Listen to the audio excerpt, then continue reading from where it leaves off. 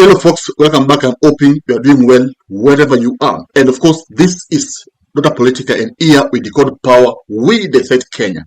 Now, yesterday, Ruto held, a high-profile dinner. But of course, ilikuwa inahusu Comesa.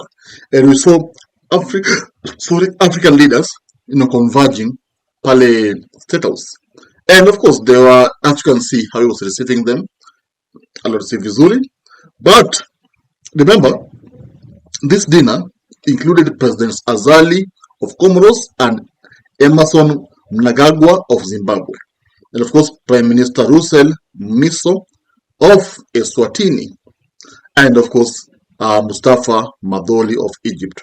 Now, the speech the president delivered, I want you to listen to it before we actually explain what really happened.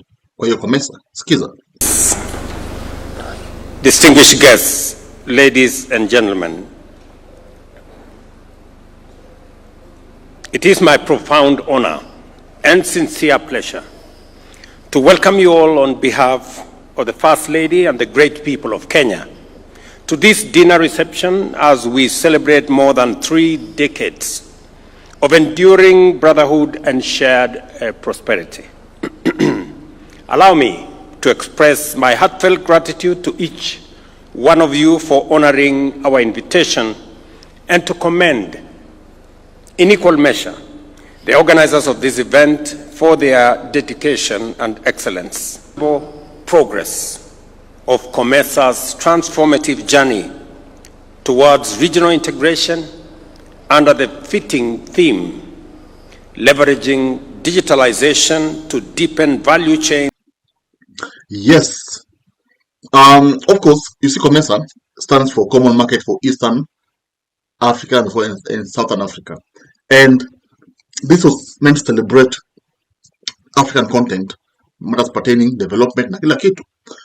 But one thing for sure is that some people boycotted it. For example, let me mention to you, the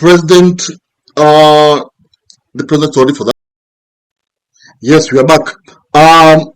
Zambia's president, Ichilema, sent Foreign Minister Haimbe instead of Vice President Nalumango, igniting online backlash accusing favoritism and sidelining. Okay, the issue is that Zambian president alituma foreign minister instead of vice president. Remember, in such events, for example, Ruto, kama ende mahali, he usually sends Kindiki. Initially he used to send Gachagua. But now you see, the Zambia president only sent foreign minister. And this shows that there was boycott. African leaders didn't want to be associated with Ruto's meetings. So it is, because Kunkona backlash online, and people are like, why did they choose not to go? Yeah, because also we had other leaders who were not in attendance. And of course, Comesa, even our leaders wengi sana, but some of them did not go. So many people have been asking themselves questions. Why is Ruto trying so hard to actually appeal to the world that ni mtu mzuri? Remember, always bad people, they always fight, they always use a lot of energy kuonekana wazuri. But good people will not use any energy kuonekana wazuri. But a bad person will use even money, anatumia nguvu nyingi, so that afiche ile baya wake. And that's what we're seeing in this scenario. And remember, even in USA, when Ruto attended ile mambo ya UN assembly. As we mark the 80th anniversary of the United Nations, Africa also marks 20 years since the Ezulwini Consensus and the City Declaration, the 2 historic milestones that establishes the common African position on UN Security Council reforms. For 2 decades, Africa has spoken in one voice, demanding justice, equity, and representation in the highest organ of global governance. This demand, however, continues to be ignored, deferred, or endlessly debated to the detriment of both Africa and the legitimacy of the United Nations itself. You cannot claim to be the United Nations. He gave actually a very powerful speech, but what happened there is that there were empty chairs. People were not there to listen to him. And of course, we all saw it. It's propaganda. It's something that was seen. And we even saw Trump attacking Ruto while in America. Oh, my Lord Jesus. Sijui kama umesikia hii. That the deal President William Ruto was given in the US to be an NATO ally member, apparently it was cancelled.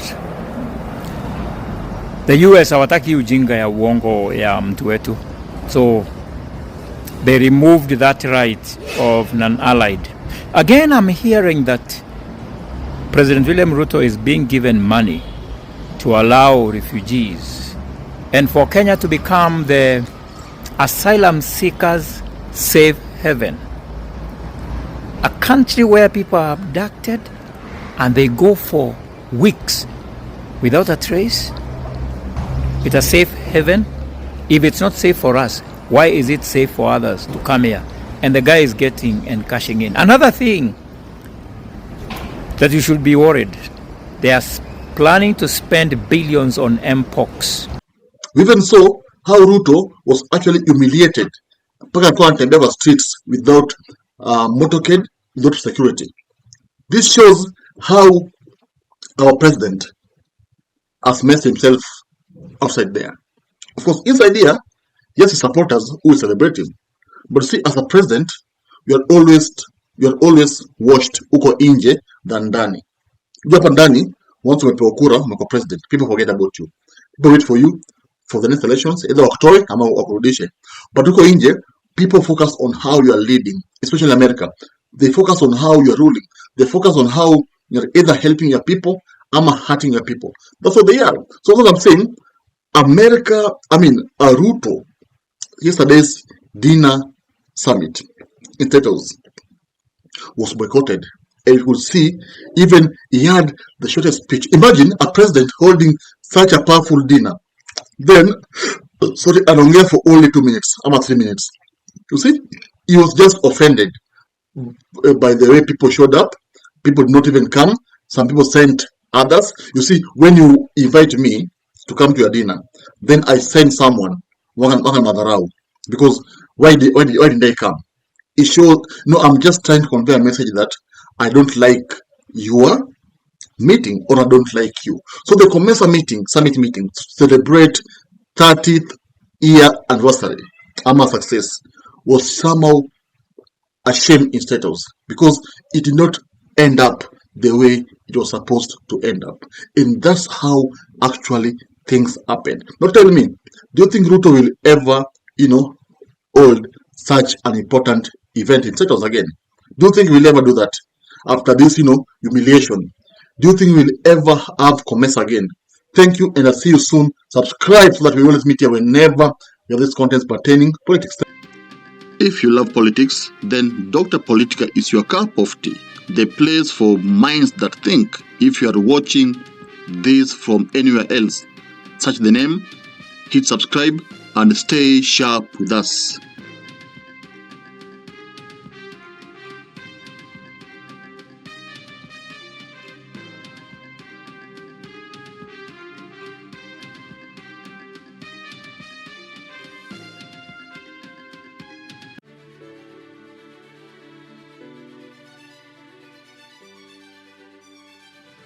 Thank you for making Dr. Politica your home for fearless political truth.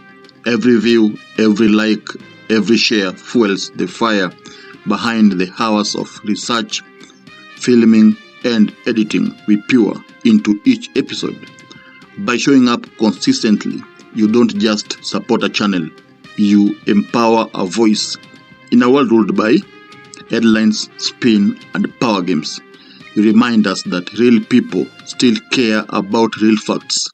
We are here to inform, inspire, and ignite critical thinking, not just for today, but for generations to come.